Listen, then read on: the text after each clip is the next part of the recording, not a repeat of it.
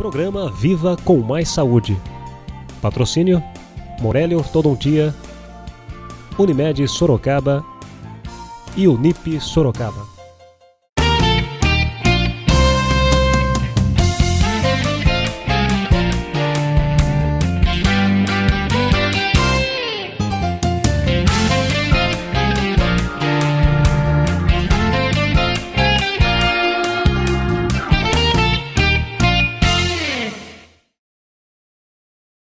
De volta ao programa Viva com Mais Saúde, o programa que é idealizado pela Fundação Ubaldino do Amaral, realizado pela TV Web Jornal Cruzeiro do Sul e pela TV Com. Temos hoje o prazer de receber aqui em nossos estúdios o Dr. Alexandre Vicente de Andrade, que é professor da Universidade de Sorocaba de Medicina, PUC, e é mastologista. Tudo bem, doutor Alexandre? Como vai? Tudo bem, Paula. É um prazer recebê-lo aqui. Prazer é meu pelo convite. Obrigado. Doutor Alexandre vai tratar de um assunto que é bastante interessante, principalmente para nós mulheres, né? O câncer de mama, né? E também vamos começar já com um assunto polêmico, que foi a mastectomia feita pela atriz Angelina Jolie. Causou muita discussão, muita polêmica e muita insegurança também, não é, doutor Alexandre? Existem pessoas procurando o senhor no seu consultório com algum questionamento nesse sentido? Quando a gente pode dizer que uma mulher pode se beneficiar de uma mastectomia? Paula, é polêmico mesmo, porque esse assunto veio à mídia e uma mulher como Angelina Jolie, tudo que ela faz tem muito impacto, né? Então, esse ato, não vamos deixar de dizer que é corajoso, talvez até mais para ela do que para outras mulheres, pelo conta até da profissão dela, né? E ela optou por uma questão de estabelecido esse alto risco dela ter câncer de mama, ela optou pela retirada profilática das mamas. Essa retirada profilática significa isso, quer dizer, retirar as mamas antes que a doença ocorra. Antes de qualquer aparecimento de algum tumor. E ela era uma mulher de altíssimo risco para isso, quer dizer, o risco para ela chegava a 80% a chance de ela ter um câncer de mama durante a vida dela. E como que a gente detecta, como que a gente sabe que uma pessoa tem muito mais chance, uma chance elevada de adquirir um câncer? Existem várias formas da gente identificar uma mulher de alto risco, tá certo? Fundamentalmente, o alto risco pode estar originado em duas situações, ou por conta de um histórico familiar muito importante para câncer de mama e também câncer de ovário, ou por algumas doenças próprias da mulher na mama. Existem algumas doenças que aumentam o risco de uma mulher ter câncer de mama. Então, fundamentalmente, o alto risco pode vir daí. Essas mulheres que têm o alto risco por conta da histórico familiar... De uma hereditariedade. Esse alto risco, o senhor me desculpe interrompê-lo, ele é, por exemplo, de uma proximidade do parentesco, por exemplo, se é a mãe, ou se é uma tia, ou se é uma avó, ou é porque é um câncer mais importante, tem alguma diferença nesse sentido? Tem também. Existe, no máximo, 10% dos cânceres de mama são hereditários. Hereditário significa o seguinte, porque as pessoas confundem um pouquinho o que é hereditário e o que é genético. Genético todos os tumores são. Eles são alterações nos genes das células, mas hereditário nem todos. Na verdade, no máximo 10% dos tumores de mama são hereditários. Hereditário significa o seguinte, uma mulher pode herdar da sua mãe ou do seu pai um alto risco, um risco elevado para desenvolver câncer de mama. Esse câncer que aparece nesse tipo de mulher é que é chamado de câncer hereditário. Ela herdou esse risco aumentado. Muito bem. Essas mulheres, esse tumor chamado hereditário, esse câncer chamado hereditário, ele tem algumas características que diferenciam ele dos outros tumores, dos outros 90% que a gente chama de tumores esporádicos, câncer de mama esporádico. Que a pessoa adquiriu por ela mesma. Adquiriu sem estar ligado a um fator de risco hereditário. Tá. Esses tumores, de maneira geral, aparecem em mulheres mais novas, e tendem a ser um pouco mais agressivos. Certo. Tá certo? Então, uma das coisas que chama muito atenção e que estabelece que uma mulher pode ser de alto risco, quando ela tem algum familiar mais próximo, do tipo mãe, irmã ou eventualmente até uma filha, com câncer de mama numa idade muito jovem. Então, esse câncer de mama, que aparece numa idade muito jovem, faz com que as mulheres da família sejam consideradas mulheres de risco mais elevado. Muito bem. Existem algumas ferramentas hoje que estão disponíveis na internet que a gente joga alguns dados e isso retorna para a gente um risco, se a mulher apresenta um risco aumentado ou não. E baseado nesse risco, na presença desse risco ou não, a gente pode ou não indicar aquilo que a Angelina Jolie fez, que é a pesquisa de genes que a gente sabe que estão ligados a esses tumores hereditários. Isso foi o que a Angelina Jolie fez. Ela pesquisou esses genes e descobriu que ela tinha genes mutados, que ela herdou provavelmente da mãe dela. Né? Mas ela pesquisa os genes dela, do organismo dela, para ver se eles têm alguma alteração. Alguma alteração. Fundamentalmente 2 genes. Um chamado BRCA1 e outro chamado BRCA2. Tá, okay? Esses genes estão localizados em alguns cromossomos, no 317. Muito bem. Hoje existem tecnologias para fazer esse sequenciamento desse gene e descobrir se uma mulher tem algumas mutações que a gente chama de deletérias, e essas mutações deletérias estão associadas a um risco aumentado de desenvolver câncer de mama. Tá, ok? Então foi isso que ela fez. Então mulheres de alto risco podem ser candidatas a fazer esse sequenciamento. Esse sequenciamento não é para ser feito por mulheres que não têm um risco aumentado, tá certo? Porque a chance de uma mulher sem risco aumentado ter alterações nesse gene é muito, muito baixa. Tá, okay? Esse gene está prevalente na população em menos de 0,3%. Então é uma prevalência muito baixa, não se indica sequenciamento para mulheres de baixo risco. Mas em determinadas situações as mulheres podem ser candidatas. E o problema é, como a Angelina Jolie fez, a partir do momento que a mulher opta por fazer esse sequenciamento mostra que ela é uma mulher de alto risco, é muito difícil conviver com essa ideia de que você tem um risco muito aumentado de ter um câncer de mama. Você fica com a faca na cabeça, fica com a faca na cabeça, tá certo? Então, exatamente. Até pensando na doença, com certeza, diariamente. E o mais interessante, Paulo, é que muito pouco pode ser feito para evitar que uma mulher tenha câncer de mama. Na verdade, eu diria, é muito pouco mesmo, tá certo? Muita coisa pode ser feita para se evitar que uma mulher venha a morrer de câncer de mama. Com certeza. Tá certo? Então, como que é a melhor forma de se evitar que uma mulher morra de câncer de mama? É descobrir o câncer no início. Isso é a melhor maneira de se evitar que uma mulher morra de câncer de mama. E para isso, existem os exames para que a gente faça o rastreio do câncer de mama, como a mamografia, ok?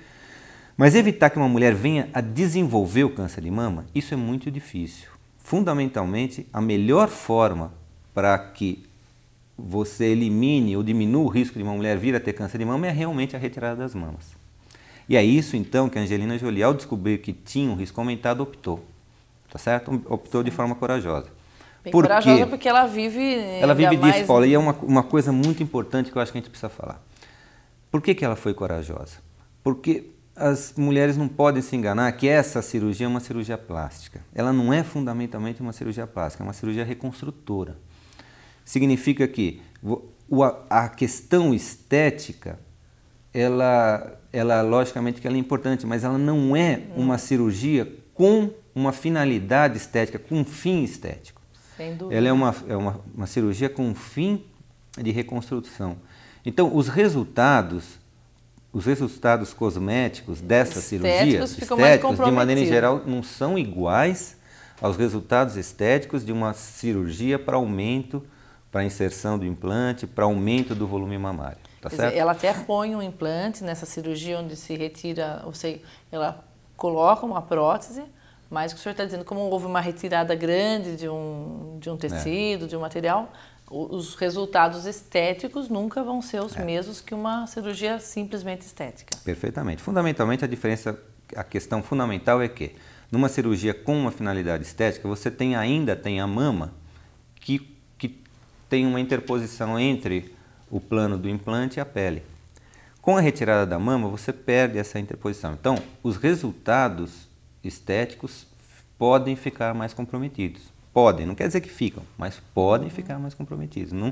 E outra, é importante que isso seja discutido para que a mulher não tenha a ideia de que ela está indo para uma cirurgia estética. Ela não está indo para uma cirurgia estética, uma mulher que opta por essa decisão. Ela está fazendo uma cirurgia que é muito radical. E essa decisão, como o senhor diz, ela fez o rastreamento, detectou que tem uma grande alteração, então ela estaria mais propensa realmente a desenvolver um câncer de mama. Normalmente esse exame é feito numa idade avançada ou ele é feito uma mulher mais jovem?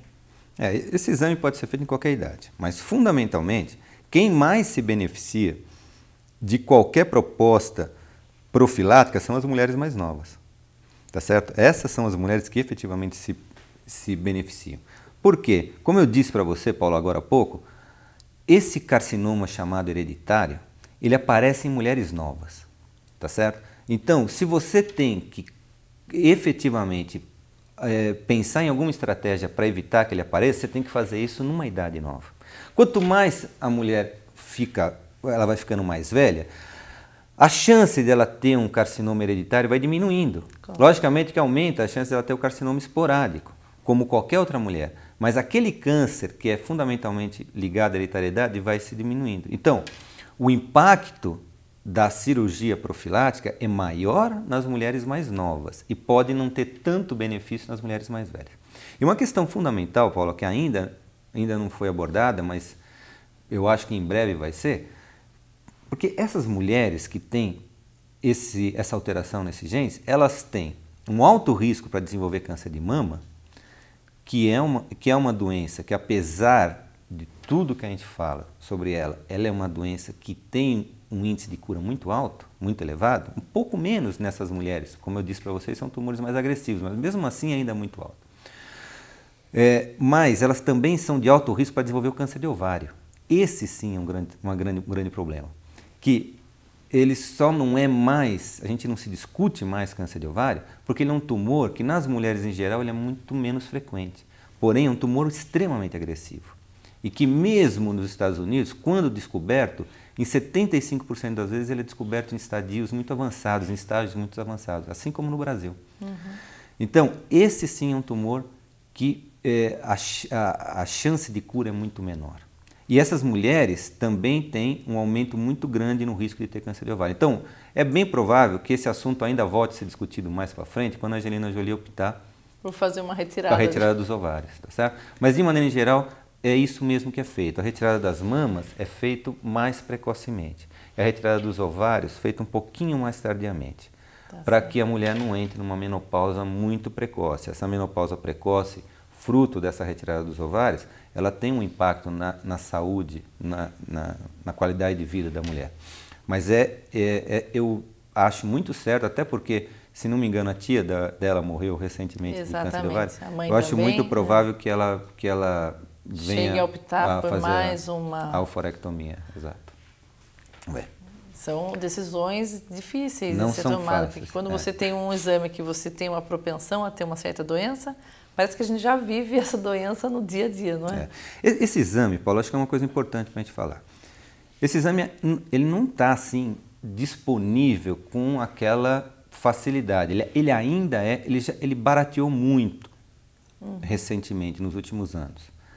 Foram desenvolvidas tecnologias que permitiram que ele ficasse muito mais acessível. Mas ainda é um exame muito caro para a grande maioria das mulheres.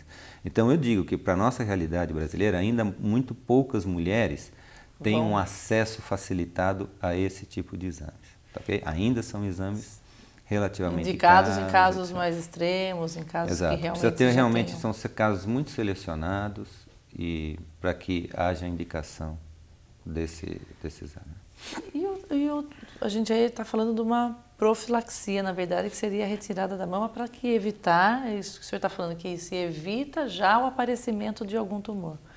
E quando se detectou esse tumor, né? Hoje em dia a gente sabe que tem muito tratamento, como o senhor disse.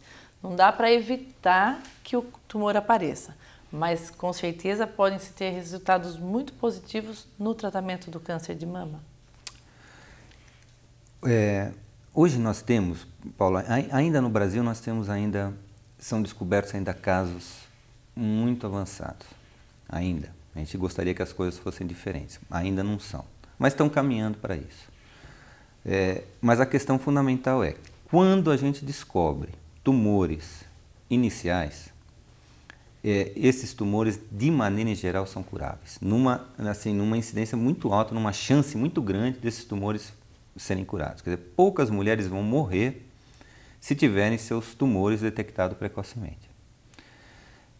E só existe uma forma de detectar precocemente, quer dizer, eles precisam ser detectados antes que eles se tornem clinicamente evidentes, palpáveis, alguma coisa do tipo. A gente aqui ao longo, eu sou uma leiga no assunto, estou aqui participando do programa Viva com Mais Saúde, sempre fazendo essa intermediação entre o público lá de casa e os doutores que vêm aqui nos esclarecer. E o que eu já aprendi é que o câncer ele é silencioso, ele não aparece e, portanto, quando ele dá sinais, ele já está num estágio mais avançado. Por isso é importante os exames preventivos. Esses exames preventivos de toque, de mama, das imagens, né, que nós temos, esses exames são eficazes para se detectar um câncer no início? Eu vou falar uma coisa, sabe, Paula, que pode trazer, mas eu acho que é importante que as mulheres tenham essa informação. Até hoje, nunca ninguém conseguiu provar que o autoexame de mama faz com que as mulheres morram menos por câncer de mama. Isso é fundamental. Isso também precisa ser dito. As mulheres precisam saber disso. Porque muito se investe na divulgação dessa ideia. Que o autoexame, que as mulheres precisam fazer o autoexame. E aqui eu quero deixar claro, eu defendo que as mulheres se examinem. Tá certo? Eu acho que elas devem se examinar. Mas é importante também que a gente saiba que nunca, até hoje, ninguém provou que o autoexame de mama faz com que as mulheres morram menos por câncer de mama. Tá certo? Então, até pelo contrário, a única coisa que ficou provada é que as mulheres que fazem muito autoexame, que fazem mais autoexame, elas fazem mais biópsias do que as mulheres que não fazem mais cirurgias desnecessárias. Muito bem. Isso é evidência de literatura. Porque tá quando você se apalpa, você faz um autoexame, você pode achar um outro gânglio, ou você pode achar que já fez tudo o que fosse necessário. Por exemplo, você não faz deixa de fazer uma mamografia? Eu acho que isso, exatamente, Paulo, eu acho que você tocou no ponto certo. Porque eu acho que essa informação a gente precisa passar, porque senão as mulheres podem se sentir com uma falsa segurança de que o autoexame é suficiente como uma estratégia de redução de morte de câncer de mama. E eu quero deixar claro, eu não estou desaconselhando as mulheres a fazerem, mas eu estou trazendo que a evidência médica, a evidência na ciência médica, é de que até hoje ninguém provou que isso realmente é efetivo. A única estratégia que até hoje está comprovada como efetiva na redução de câncer, de morte por câncer de mama, mais ou menos numa taxa de 30%, é a mamografia. Ok? Essa sim está comprovado que é uma estratégia que reduz a morte. Quer dizer, as mulheres que se submetem à triagem, ao rastreio de câncer de mama através da mamografia, têm uma tendência a morrer menos por câncer de mama do que aquelas mulheres que não fazem. Porque, okay? Vamos explicar aqui para o telespectador, porque ela vai detectar a doença já no início. Mais precocemente do que aquelas mulheres que não fazem o rastreio pela mamografia e que vão ter seus tumores detectados através do autoexame ou através de um exame por um médico ou por algum agente de saúde. Então, essas mulheres que fazem mamografia têm uma chance menor de morrerem por câncer de mama, tá ok? Então, isso sim é comprovado, que é uma estratégia que reduz morte, tá ok? Mas o autoexame não. Então, mas eu quero deixar claro, isso pode parecer que eu estou desaconselhando, não, de forma alguma. Eu não quero passar essa ideia. Não basta apenas o exame. O que eu quero deixar claro é isso, que as mulheres não imaginem que a estratégia do autoexame é suficiente para que elas tenham um risco diminuído de um dia virem a morrer por câncer de mama. Tá ok? Se isso for verdadeiro, não foi provado até hoje. Tá ok? E os tratamentos de hoje em dia? A gente tem aquela lembrança, a gente ainda que é mulher, às vezes tem um caso de uma mãe, de uma tia, de uma avó, que infelizmente passou por esse problema, teve um câncer de mama ou um câncer ginecológico também, mas a gente tem ainda aquele peso do câncer, né, de mama, dos tratamentos que eram muito agressivos antigamente. Isso já mudou, doutor Alexandre? Muita coisa mudou, viu, Paula, no tratamento do câncer de mama, eu diria, nos últimos 40 anos, vai, tá ok? Nos últimos, vamos dizer, Fundamentalmente, eu acho que a década de 80 foi uma década importante nessa questão. Porque na década de 80 a gente teve algumas coisas que aconteceram em termos de tratamento de câncer de mama. Primeiro, ficou muito bem estabelecido, através de evidências científicas, de que em determinadas situações, estamos falando, não vale para todos, mas na boa parte das situações em que os tumores são detectados mais precocemente, a cirurgia conservadora, ou seja, aquela cirurgia em que se retira uma parte só da mama, aquela parte que está doente da mama, mas se preserva o restante da mama, essa cirurgia, ela traz a mesma chance de cura do que aquelas cirurgias mais antigas, mais radicais, em que se retiravam toda a mama, às vezes até com outras estruturas do tórax, como a musculatura, etc. Muito bem, ficou provado que essas cirurgias conservadoras trazem a mesma taxa de cura. Então isso foi um avanço para as mulheres, que puderam passar a ter seus cânceres de mama tratados através da conservação da mama.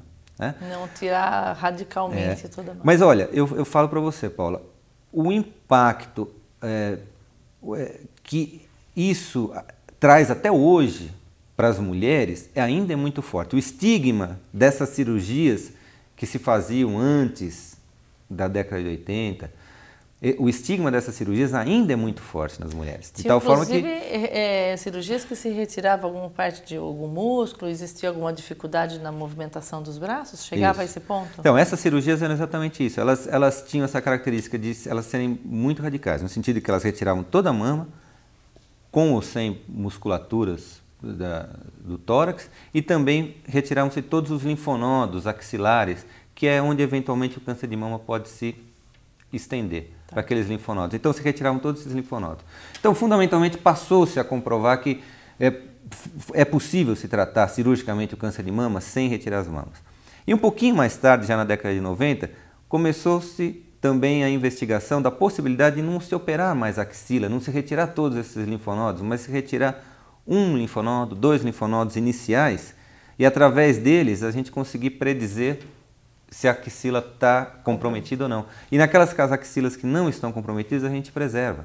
Logicamente que isso traz um ganho muito grande para as mulheres, que passaram a ter menos frequentemente aqueles inchaços no braço, perda da movimentação. Okay? Então isso tudo foi um ganho adquirido mais recentemente, só na questão cirúrgica, muito grande. Mas fora isso, nós tivemos outros avanços. Avanços na quimioterapia, tá certo? As drogas, cada vez drogas melhores, cada vez drogas mais seletivas, cada vez drogas que atuam cada vez de forma mais seletiva naquele tipo de tumor, especificando o tipo de tumor. Mais eficazes, menos tóxicas, tá ok?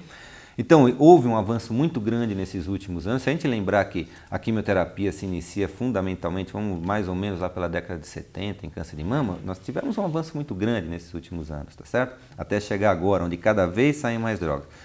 Então, avanço cirúrgico. Então, o tratamento, mas o estigma, apesar de todos esses avanços, o estigma ainda é muito forte. Eu falo para você, Paulo, uma coisa que ainda hoje, e que com toda razão incomoda muito as mulheres, hoje eu percebo que elas têm hoje menos medo das cirurgias, da questão, até porque quando há necessidade de se retirar a mama, hoje foram desenvolvidas técnicas de reconstrução. Tá certo? Eu já ouvi dizer que podem ser feitas até no mesmo momento. No mesmo momento, se retira, exatamente. Já se coloca uma prótese? Uma prótese ou se usa outros tecidos do próprio organismo da mulher, da própria, né? E você usa esses tecidos para reconstituir a tua mama, a mama da mulher. Muito bem. Já diminui muito o trauma de uma diminui cirurgia, bastante, porque são cirurgias que, logicamente, volto a insistir, não é uma cirurgia estética. Então a gente não espere dessas cirurgias resultados que sejam iguais aos resultados de uma cirurgia estética da mama. Mas são resultados excelentes, muito bom na maioria das vezes. Por curiosidade, essas cirurgias que são terapêuticas, mas elas são acompanhadas de um médico cirurgião plástico também, no caso de uma reconstrução? Ou pode não? Sim, isso é uma questão só de equipe. Entendi. Tá certo?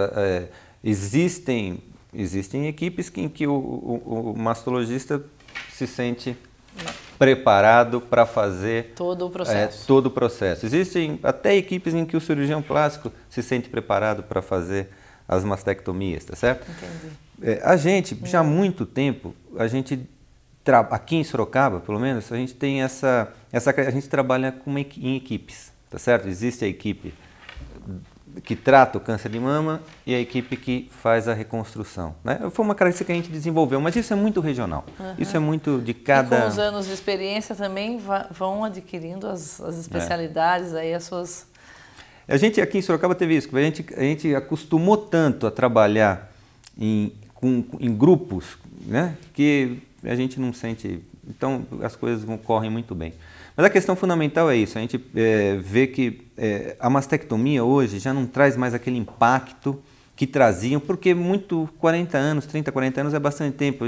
Essa geração está esquecendo aquelas cirurgias mais radicais, etc. Né?